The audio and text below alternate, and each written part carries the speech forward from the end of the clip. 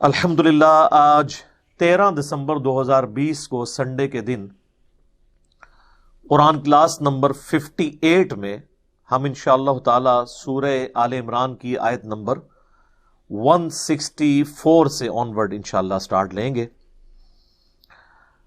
لیکن آج کی کلاس شروع کرنے سے پہلے ایک جو آیت پچھلی دفعہ گزری تھی سورہ آل عمران کی آیت نمبر 159، اعوذ باللہ من الشیطان الرجیم، بسم اللہ الرحمن الرحیم، فَبِرَحْمَةٍ مِّنَ اللَّهِ لِنْتَ لَهُمْ وَلَوْ كُنْتَ فَظًّا غَلِيظَ الْقَلْبِ لَانفَضُّوا مِنْ حَوْلِكَ کہ اے محبوب صلی اللہ علیہ وآلہ وسلم، یہ اللہ کی رحمت ہے آپ پر کہ آپ اپنے اصحاب کے حق میں رحم دل ہیں.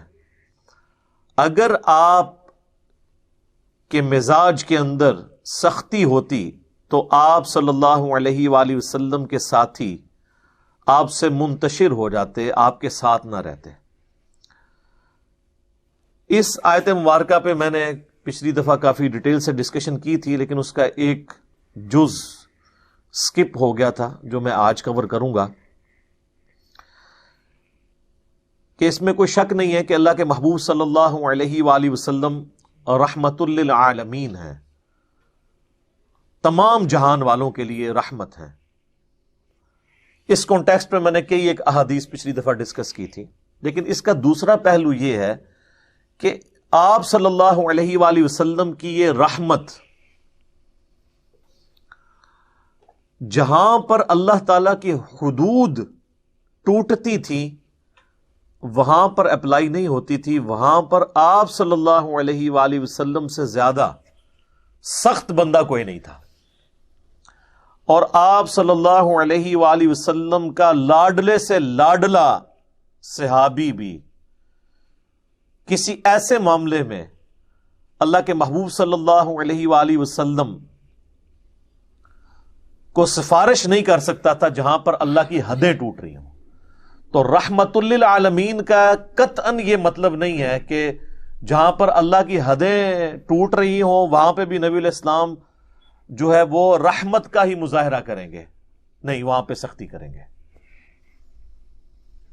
بالکل یہ کسی کے دماغ میں وسوسہ بھی نہیں آنا چاہیے کہ اللہ کی حدیں ٹوٹ رہی ہوں اور نبی علیہ السلام شفقت سے کام لیں.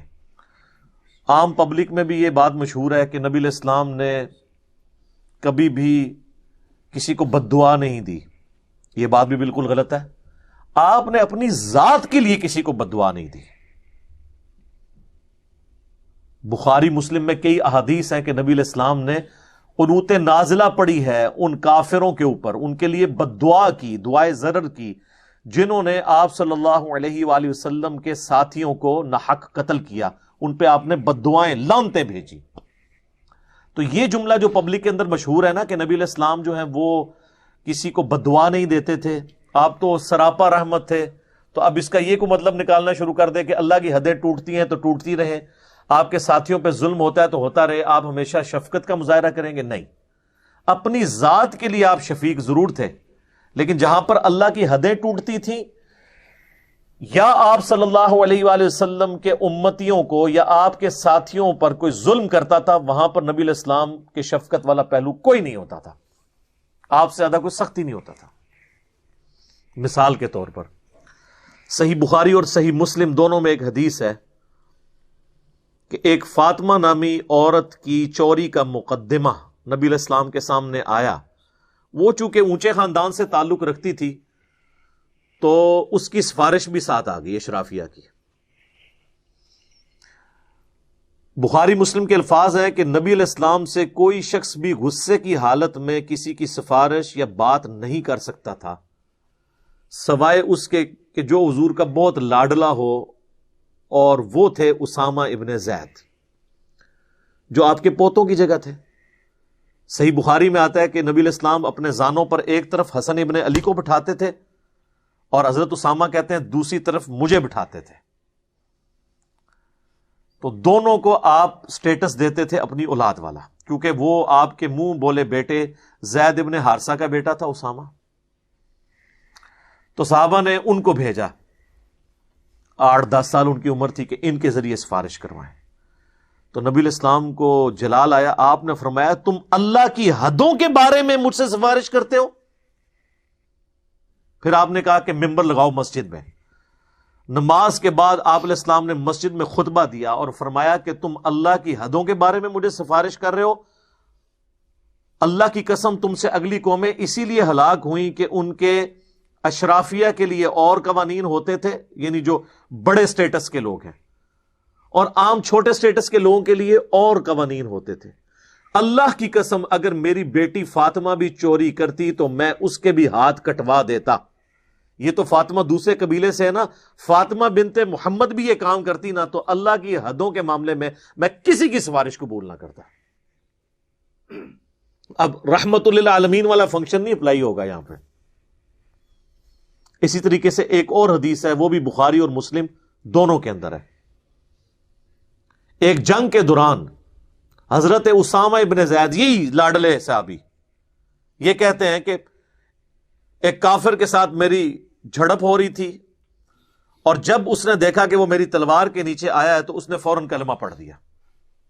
اب کلمے کا تقاضا یہ تھا کہ حضرت اسامہ اسے قتل نہ کرتے، کیونکہ وہ تو مسلمان ہو گیا تھا. تھوڑی دیر پہلے جو جنگ تھی وہ تو اس وجہ سے تھی کہ اللہ کے لیے، جب اس نے کلمہ ہی پڑھ لیا تو بات ہی ختم ہو گئی. صحیح مسلم میں حدیث ہے کہ اسلام قبول کرنا پچھلے کے سارے گناہوں کو معاف کر دیتا ہے. اور اسی کانٹیکس میں مولا علی رضی اللہ تعالیٰ عنہ علیہ السلام کا بھی ایک واقعہ سیرت کی کتابوں میں نقل ہوا ہے. جب ایک کافر ان کی تلوار کے نیچے آیا تو عین اس موقع پہ اس نے آپ کے منہ پہ تھوک دیا، تو آپ اس کے سینے سے نیچے اتر آئے. کہا کہ نہیں، اب میرا غصہ بھی اس میں شامل ہو گیا. کلمہ نہیں پڑھا تھا اس نے، لیکن کہا غصہ شامل ہو گیا ہے. جب اللہ کے ساتھ کسی اور کی نیت ہوگی، یعنی میرے نفس کی، تو اب یہ عمل اللہ کے لیے خاص نہیں رہا. تو وہ آپ کے اخلاق سے اتنا متاثر ہوا کہ اس نے کلمہ ہی پڑھ لیا. اس نے تو کلمہ پڑھ لیا، لیکن سیدنا علی کو آج تک ہم جب ان کا نام لیتے ہیں نا تو ہم کیا کہتے ہیں؟ کرم اللہ وجہ الکریم. ان کے اس مبارک چہرے پر اللہ کا کرم ہو. یہ اس واقعے کی طرف اشارہ ہوتا ہے کہ جس چہرے پر جب تھوک پڑی تو اللہ کی رضا کی خاطر بجائے یہ کہ غصہ ایڈ ہوتا، ایڈ فیول ٹو فائر ہوتا اتر کے، تو ان کے چہرے کو آج تک سارے مسلمان دنیا کے دعائیں دیتے ہیں کہ کیا چہرہ تھا جی، کہ جس پہ تھوک پڑی ہے تو غصے میں اضافہ نہیں ہوا، غصہ ہی تھوک دیا. اور اس کی برکت سے ایک شخص جہنم کے کنارے پر پہنچ کے جنت میں چلا گیا. اس کی بھی خوش نصیبی دیکھیں.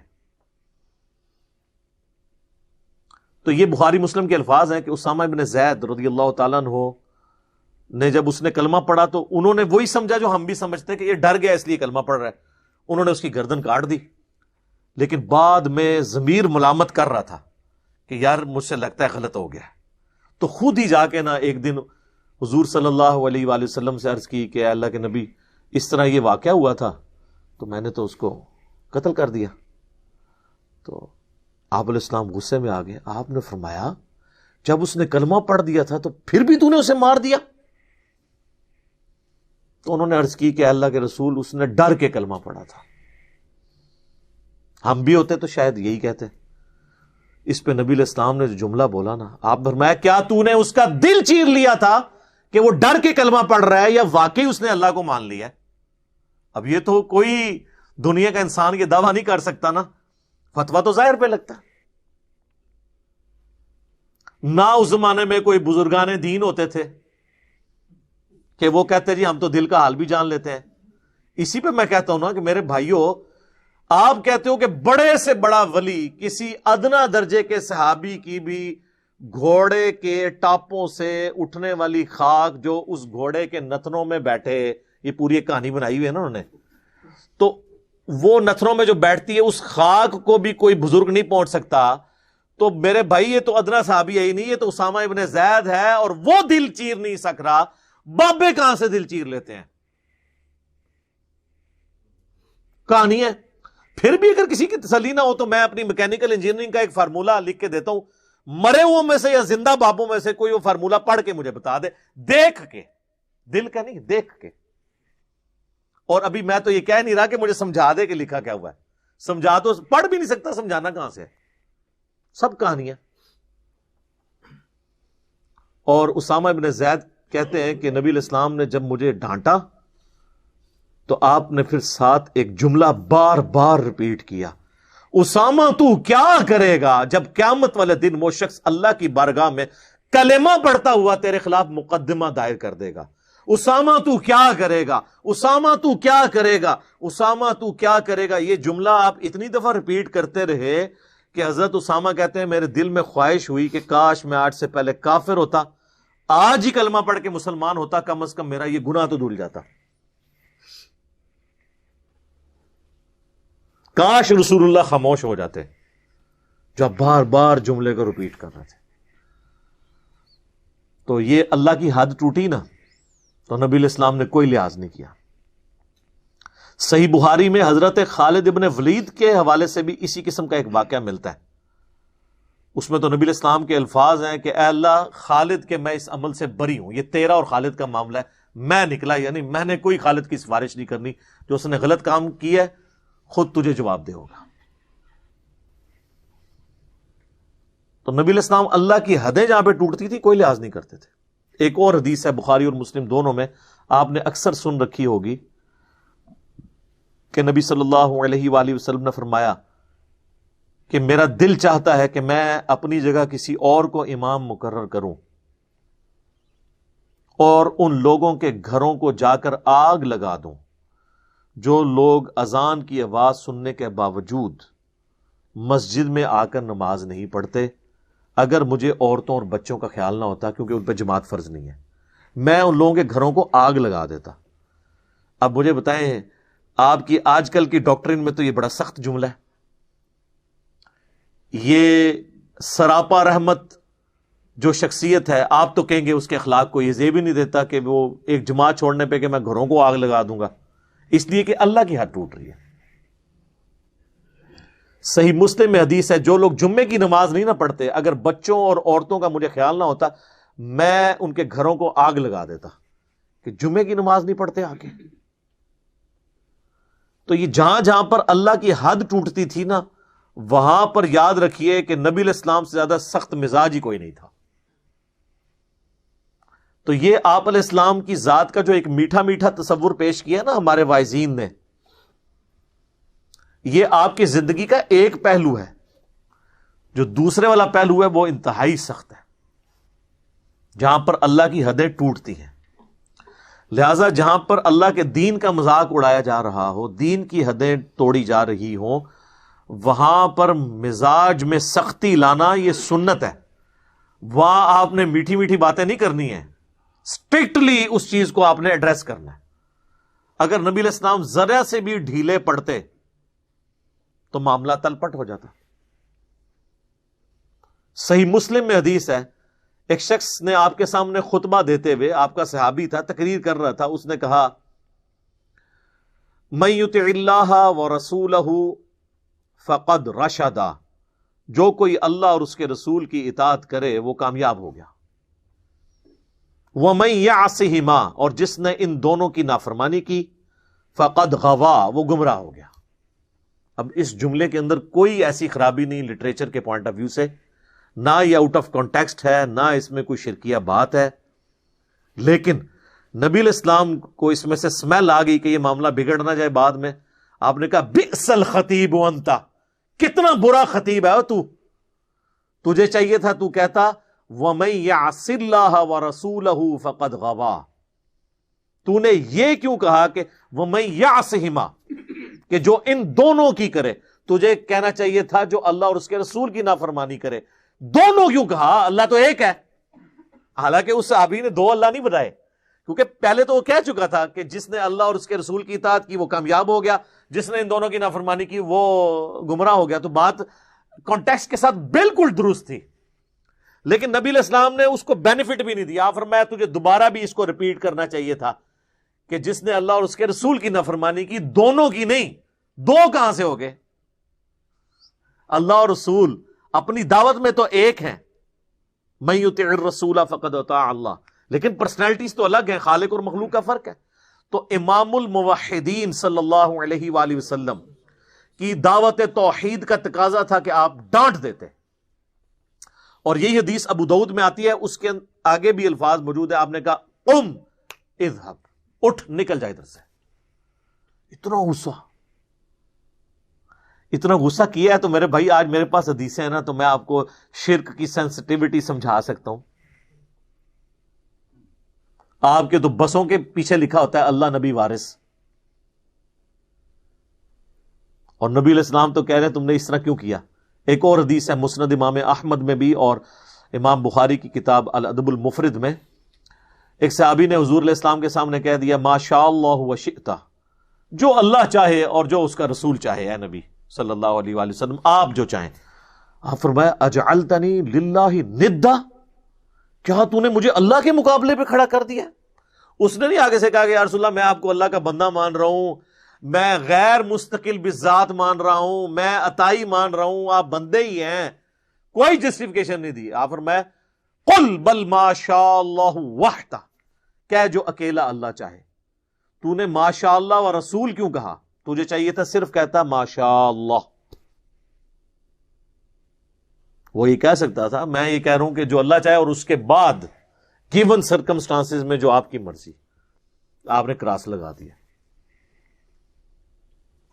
تو جہاں پہ اللہ کی حدیں ٹوٹتی تھی، جہاں پہ توحید کا ایشو آتا تھا، احادیث کی کتابیں بھری ہوئی ہیں اس چیز سے کہ نبی علیہ السلام نے کبھی لحاظ نہیں کیا، اور بالکل کلیئر کٹ جو بالکل سونے کے مہر صحیح بات تھی نا، وہ امت تک پہنچائی ہے چاہے کسی کو بری لگے. اور آپ علیہ السلام کی یہ تربیت تھی کہ آپ کی وفات کے بعد آپ کے قریبی ساتھیوں نے بھی اس ڈیکورم کو اسی طریقے سے قائم رکھا ہے. صحیح بخاری میں کم از کم 4 جگہ پہ یہ حدیث موجود ہے جو سیدنا ابو بکر کا پہلا خطبہ ہے نبی علیہ السلام کی وفات کے اوپر. آپ صلی اللہ علیہ وآلہ وسلم مسجد نبی میں حضرت ابو بکر صدیق رضی اللہ تعالیٰ عنہ تشریف لے کر آئے، اور دیکھا کہ حضرت عمر نے تلوار اٹھائی ہوئی ہے، اور وہ کہہ رہے ہیں کہ جو کہے گا کہ نبی علیہ السلام فوت ہو گئے میں اس کی گردن کاٹ دوں گا.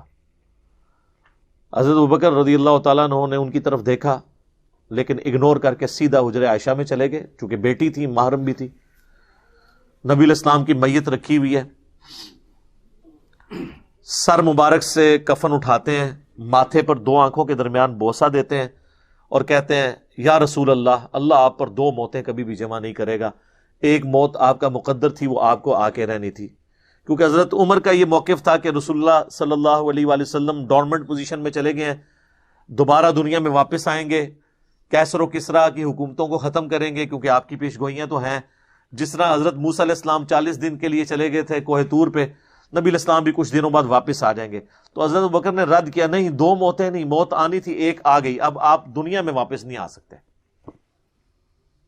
پھر باہر نکلے اور حضرت عمر سے کہا کہ بیٹھ جاؤ، وہ نہیں بیٹھ رہے تھے، وہ ہوش میں ہی نہیں تھے.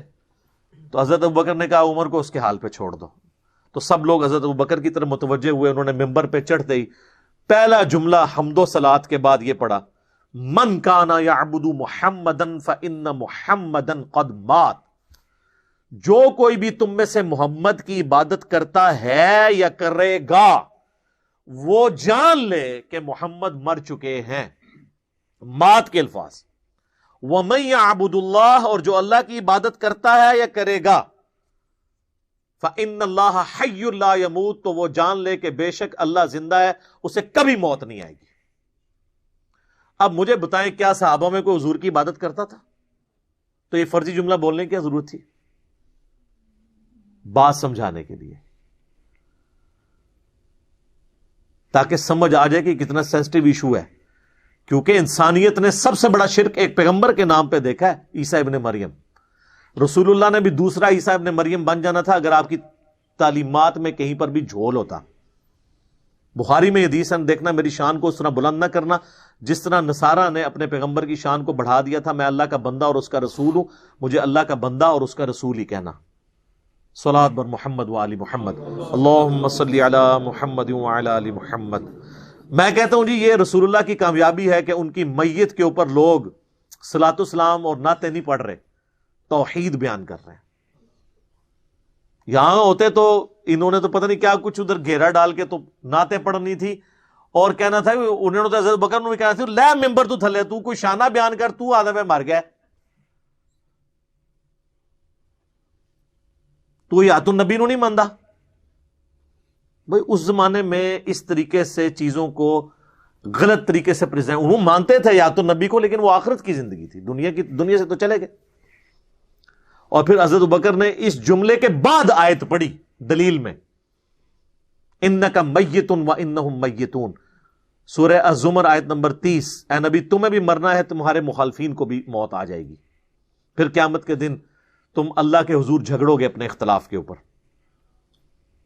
پھر سورہ آل عمران کی آیت نمبر 144 جو اسی صورت میں نازل ہوئی وما محمد الا رسول قد خلت من قبلہ الرسل افئن مات او قتل، محمد تو نہیں مگر ایک رسول، ان سے پہلے بھی کئی رسول گزر چکے، ان سے پہلے بھی رسول آئے اور چلے گئے، اگر یہ مر جائیں یا قتل کر دیے جائیں تو کیا تم دین سے الٹے قدم پھر جاؤ گے؟ اب پاکستان میں تو ترجمہ کرنا پڑتا ہے کہ اگر یہ وصال شریف فرما گئے یا شہید ہو گئے، یہاں الفاظ کے ساتھ ہی جھگڑتے رہتے ہیں. یہ 2 آیات سیدنا ابوبکر نے پڑھی، اور اسی کا ایک طریق جو ہے نا جی وہ المستدرک للحاکم کے اندر بھی موجود ہے. ٹھیک ہے، اس میں سیدنا ابوبکر نے ایک اور آیت بھی پڑھی سورہ الانبیاء کی کہ انبیاء کرام اللہ تعالیٰ نے ان کو موت دینی. یہ آیت نمبر 8 وما جعلناہم جسدا لا یأکلون الطعام وما کانوا خالدین، ہم نے کوئی نبی ایسا نہیں بنایا کہ جو کھانا کھانے کا محتاج نہ ہو اور نہ وہ ہمیشہ اس دنیا میں رہنے والے تھے. یہ آیت بھی پڑھی کہ آپ بھی نبی ہیں تو آپ کی جو زندگی کا سلسلہ ہے وہ کھانے سے تھا اور موت آپ کو بھی آنی تھی. جس طرح کہ سورۃ المائدہ میں آیا ہے کہ عیسیٰ اور ان کی ماں کھانا کھانے کے محتاج تھے، ایسوں کو اپنا مشکل کشا مانے بیٹھے ہوئے ہو جو نہ تمہارے نفع کے مالک نہ نقصان کے. سورۃ المائدہ آیت نمبر 75. تو یہ میں بتا رہا ہوں کہ نبی علیہ السلام کی سینسٹیوٹی آپ کی زندگی میں بھی تھی اور آپ کے بعد ٹرانسفر بھی ہوئی ہے اصحاب رسول کے اندر. کسی نے جرأت نہیں کی ہے کہ کوئی ایسا عقیدہ بتائیں امت کو کہ جو گمراہی کے اوپر مبنی ہو، الٹا کہیں پہ دیکھا تو فوراً ٹوک دیا کہ یہ کیا کر رہے ہو. تو جہاں پہ اللہ کی حدیں ٹوٹتی تھی وہاں پہ نبی علیہ السلام بالکل کوئی لحاظ نہیں کرتے تھے. تو یہ میں نے اس لیے ضروری سمجھا کہ اس آیت سے کوئی غلط مطلب نہ لینا شروع کر دیں. اب اگلی کی آیات کی طرف چلتے ہیں. سورہ آل عمران کی آیت نمبر 164 ہے. یہ اہم ترین آیت ہے سورہ آل عمران میں، جہاں کئی اور اہم آیات ہیں، یہ بھی ایک اہم ترین آیت ہے. لقد من اللہ علی المؤمنین اذ بعث فیہم رسولا، اور بے شک اللہ کا احسان ہے اہل ایمان پر کہ اللہ تعالیٰ نے ان میں اپنا رسول مبعوث کیا، من انفسہم، ان کے اندر سے ہی، یعنی انہی کے قبیلے میں سے، اسی خاندان قریش میں سے، بنو ہاشم میں سے. یتلو علیہم آیاتہ، جو 3 کام کرتا ہے. نمبر 1، ان پر اللہ کی آیات تلاوت کرتا ہے. وَيُزَكِّيهِمْ، اور انہیں پاک کر دیتا ہے. جتنے بھی فرسودہ عقائد اور نظریات شرک پر مبنی توحید کے منافی ہیں، قرآن کی آیات تلاوت کر کے اللہ تبارک و تعالیٰ کے محبوب صلی اللہ علیہ وآلہ وسلم ان کا تزکیہ کرتے ہیں. اور نمبر 3، وَيُعَلِّمُهُمُ الْكِتَابَ وَالْحِكْمَةَ، اور انہیں کتاب و حکمت کی تعلیم دیتے ہیں. کتاب سے مراد قرآن بھی اور شریعت بھی، اور حکمت سے مراد قرآن بھی اور سنت بھی. وَإِن كَانُوا مِن قَبْلُ لَفِي ضَلَالٍ مُبِينٍ، اور نبی صلی اللہ علیہ وآلہ وسلم کے آنے سے پہلے یہ لوگ کھلی گمراہی میں تھے. کون؟ قریش مکہ، جو بعد میں دنیا کے امام بنے. رسول اللہ کے آنے سے پہلے صلی اللہ علیہ وآلہ وسلم کھلی گمراہی میں تھے، اور ان کو گمراہی سے رسول اللہ صلی اللہ علیہ وآلہ وسلم نے کس طریقے سے نکالا؟ قرآن کے ذریعے. یہ انسٹرومنٹ آف دعوت. سورۃ الانعام کی آیت نمبر 19 ہے نا، وَأُوحِيَ إِلَيَّ هَذَا الْقُرْآنُ لِأُنذِرَكُمْ بِهِ وَمَنْ بَلَغَ. اے نبی صلی اللہ علیہ وآلہ وسلم، تم فرماؤ کہ مجھے قرآن اللہ نے اس لیے وحی کیا ہے تاکہ اس کے ذریعے میں تمہیں بھی آخرت کا ڈر سناؤں اور جس تک یہ دعوت پہنچے وہ بھی قرآن کے ذریعے. تو انسٹرومنٹ آف دعوت قرآن. حجت الوداع کے اوپر قرآن اور سنت لیکن عقیدے قرآن کے. غدیر خم پہ قرآن اور اہل بیت لیکن عقیدے قرآن کے. وصی رسول قرآن. تو یہ قرآن کے گرد سارا تانا بانا ہے. چونکہ اس کانٹیکسٹ میں آلریڈی گفتگو کر چکا ہوں جب ہماری اسی صورت میں آیت نمبر 103 آئی تھی نا، وَاعْتَصِمُوا بِحَبْلِ اللَّهِ جَمِيعًا وَلَا تَفَرَّقُوا، تم سب کے سب مل کر اللہ کی رسی یعنی قرآن کو مضبوطی سے تھام لو اور فرقوں میں مت بٹو. اس کانٹیکسٹ میں میں نے قرآن کے حوالے سے کافی ساری ڈسکشن کی ہے جو اب مجھے دوبارہ ریپیٹ کرنے کی ضرورت نہیں ہے. البتہ یہاں پر چونکہ ایک اور چیز آئی ہے اور وہ ہے حکمت. ویسے تو قرآن بھی سراپا حکمت ہے. سورہ بنی اسرائیل میں جہاں پہ 10 کمانڈمنٹس آئیں اس کے اینڈ پہ اللہ نے کنکلوڈ کیا کہ یہ حکمت کی باتیں ہیں جو ہم نے آپ کی طرف وحی کی. قرآن بھی حکمت ہے، یعنی ذہانت کی باتیں جس سے انسان فیض حاصل کر سکتا ہے. اور بعض مفسرین نے اسی کانٹیکسٹ میں سنت کو داخل کیا ہے، چونکہ سنت کو ماننا تو قرآن کو ماننا ہے، کیونکہ قرآن نے ہمیں حکم دیا من یطع الرسول فقد اطاع اللہ، جو رسول اللہ کی اطاعت کرے گا گویا اس نے اللہ کی اطاعت کی. اس کانٹیکسٹ میں کراس ریفرنس کے طور پہ ایک آیت ہے سورۃ الاحقاف کی 4 نمبر آیت ہے، 4 نمبر. ایتونی بکتاب من قبل ھذا، یعنی کافروں سے کہا جا رہا ہے کہ اگر تم لوگ میری اس کتاب قرآن کو نہیں مانتے، ایتونی بکتاب من قبل ھذا، اس قرآن کے نزول سے پہلے جو تمہارے پاس کوئی اپنی کتاب موجود ہے نا وہ لے آؤ، اس سے بات کرو اللہ کی وحی جو نازل ہوئی ہوئی ہے.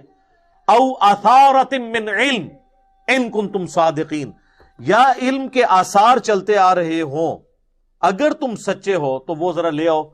تو علم کے آثار یعنی انبیاء کی تعلیمات، کیونکہ کتاب تو پہلے ذکر ہو چکا. ایتونی بکتاب من قبل ھذا او اثارۃ من علم، علم کے آثار اگر ہوں نبیوں کے تو لاؤ، اس سے بات کرو. وہی جو ہم کہتے ہیں کہ کتاب و سنت سے بات کرو، بزرگ بابوں سے یا سنی سنائی باتوں سے اور خوابوں سے بات نہ کرو. تو قرآن بھی سپورٹ کرتا ہے کہ سورس آف نالج 2 ہیں، قرآن اور سنت. اور آج کی ڈیٹ میں ظاہر ہے کہ صحیح الاسناد احادیث ہی اسی سنت کا ریکارڈ ہے. لہذا اسلام کی بنیاد صرف قرآن کے اوپر نہیں ہے. جو قرآن کے ساتھ سنت کو نہ مانے وہ گمراہ نہیں ہے، کافر ہے. یہ گمراہ کا تو لفظ ہی بہت چھوٹا ہے. گمراہی تو یہ ہو سکتی ہے کہ وہ چند ایک سنتوں کا انکار کر دے یا کسی حدیث کا انکار کر دے یا وہ سمجھے کہ میرے نزدیک حدیث ثابت نہیں ہے، لیکن اوورآل ایک سورس آف نالج جو اسلام کی بنیاد ہے اس کا کیٹاگوریکل ڈینائی کرنا اور کہنا سنت اور حدیث کوئی چیز ہی نہیں ہے، تو وہ گمراہ تو نہیں، وہ کافر ہے. پورے کا پورا دین جو ہے وہ ان 2 ستونوں کے اوپر کھڑا ہوا ہے. اور اللہ تعالیٰ نے بھی دیکھیں کہ ہماری کتنی امپورٹنٹ چیزیں جو ہیں وہ سنت پہ ہی ڈیپینڈنٹ کرتی ہیں. قرآن میں کم و بیش 100 دفعہ تو نماز کی تاکید آئی ہے. ویسے ہم لوگ عموماً 700 دفعہ کہہ دیتے ہیں، پتہ نہیں یہ کسی نے کوئی ڈیٹیکٹ کر کے نکالا ہے. ہم نے جو کیلکولیٹ کی ہے ہمارے بھائیوں نے تو وہ 100 سے زیادہ دفعہ نہیں بنتی. بہرحال اوورآل 100 دفعہ. میں نے بھی کئی دفعہ 700 بیان کیا، ہو سکتا ہے وہ ڈیٹیکٹ کر کے بنتی ہو. 100 دفعہ تو آئی ہے تاکید. لیکن پورے قرآن میں نماز کا طریقہ اللہ نے نہیں بتایا، حالانکہ یہ بہت امپورٹنٹ تھا. چلے 100 کی جگہ اللہ تعالیٰ تو ایک دفعہ بھی تاکید کر دے تو کافی ہے. قرآن میں اکثر آیات جو امپورٹنٹ ہوتی ہیں وہ 2 دفعہ ہی آتی ہیں، اس سے زیادہ اس کو ریپیٹ نہیں کیا جاتا. شرک کے بارے میں آیت ہے تو وہ 2 دفعہ ہی آئی ہے سورہ نساء کے اندر. بعض اوقات کوئی 3 دفعہ یا 4 دفعہ آ گئی ہے، یا بعض اوقات کسی چیز کی اہمیت کے لیے 31 دفعہ آیا فَبِأَيِّ آلَاءِ رَبِّكُمَا تُكَذِّبَانِ. لیکن وہ ایک آیت کے ساتھ باقی آیات جڑی ہوئی ہیں جن کے بعد وہ رزلٹ کے طور پہ آتا ہے. آیت وہ ایک ہی ہے. تو اللہ تبارک و تعالی نے نماز کا طریقہ قرآن میں نہیں بتایا، اس کو سنت پہ حدیث پہ چھوڑ دیا، جو عملی تواتر کے ذریعے بھی ٹرانسفر ہوئی اور ریٹن ریکارڈ کے ذریعے بھی. اس پہ میں نے الگ سے ایک ویڈیو ریکارڈ کروا دی ہے انٹروڈکشن آف حدیث کے نام سے. اور ایک اور میری مجلس ہے، مجلس نمبر 96، جاوید احمد غامدی صاحب کے نظریات سے متعلق 20 سوالات. وہ آپ یوٹیوب پہ جا کے دیکھیں تو میں نے کافی تفصیل سے اس پہ گفتگو کی ہے. تو وہ سب کے سب بنیاد اسی کے اوپر ہے کہ نبی علیہ السلام جو ہے وہ اللہ کی آیات تلاوت کرتے ہیں، ان کو پاک کرتے ہیں، ان کو کتاب اور حکمت، قرآن اور سنت سکھاتے ہیں، اور اس سے پہلے یہ کھلی گمراہی میں تھے. اور میں اس پہ جملہ بولتا ہوں کہ صحابہ تو قرآن کے نزول سے پہلے اور نبی علیہ السلام کی آمد سے پہلے کھلی گمراہی میں تھے.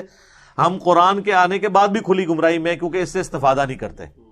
خالی نازل ہونے سے تو نہیں کوئی گمراہی سے نکل جائے گا، ورنہ تو ابو جہل بھی، اس کے سامنے بھی قرآن نازل ہوا تھا. آج کی ڈیٹ میں بھی وہ ابو جہل کی اولاد ہے جو قرآن اور حدیث نہیں مانتا،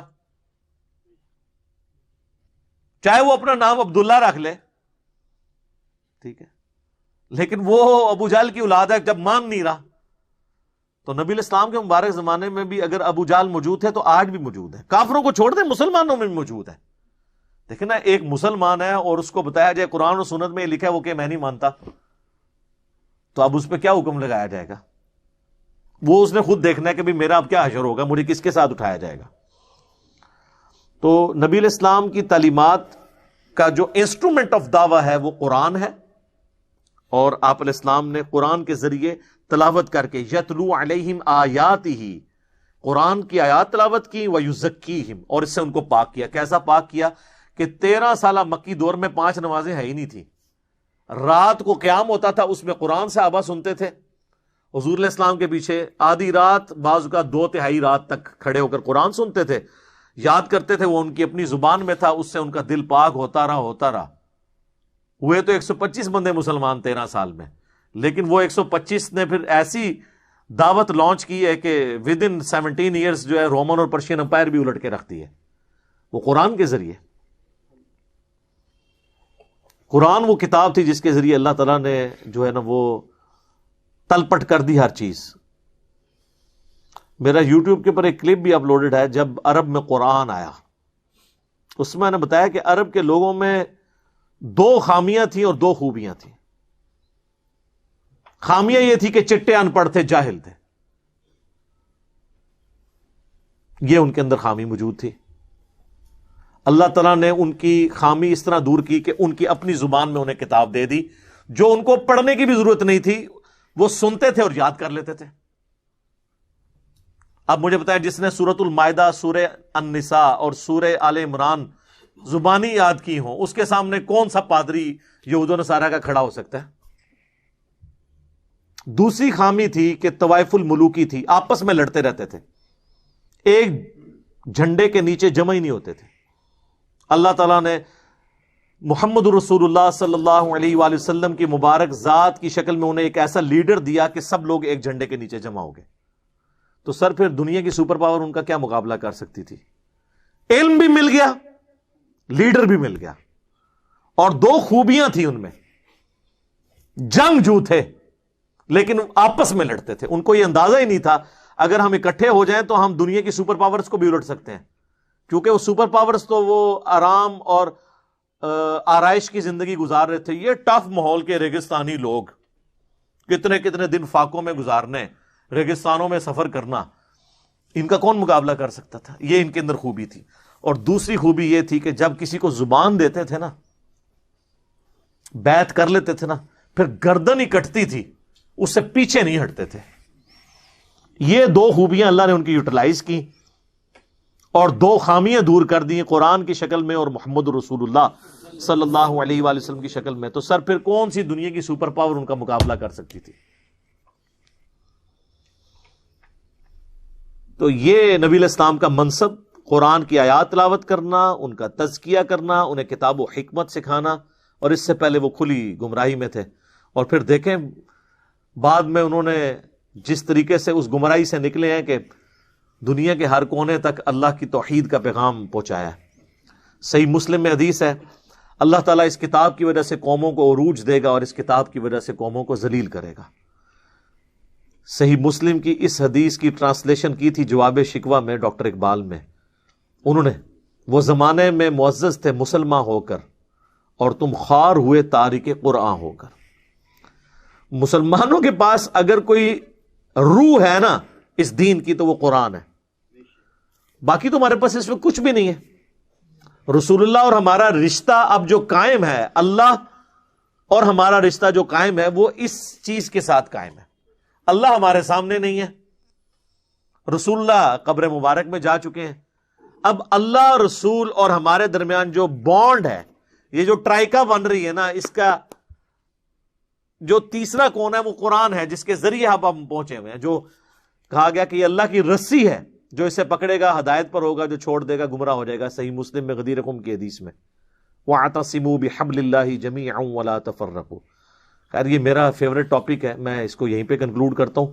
جس کو مزید شوق ہے نا، تو میرا مسئلہ نمبر 1 ہے امام الانبیاء کی دعوت قرآن، اور امام الانبیاء کی دعوت قرآن صلی اللہ علیہ وآلہ وسلم اسی عنوان سے ریسرچ پیپر نمبر 4 بھی ہے، اور اسی سورہ آل عمران کی آیت نمبر 103 کے کانٹیکسٹ میں میں نے کئی ایک احادیث اور کراس ریفرنس کے طور پہ آیات بھی پڑھی تھی.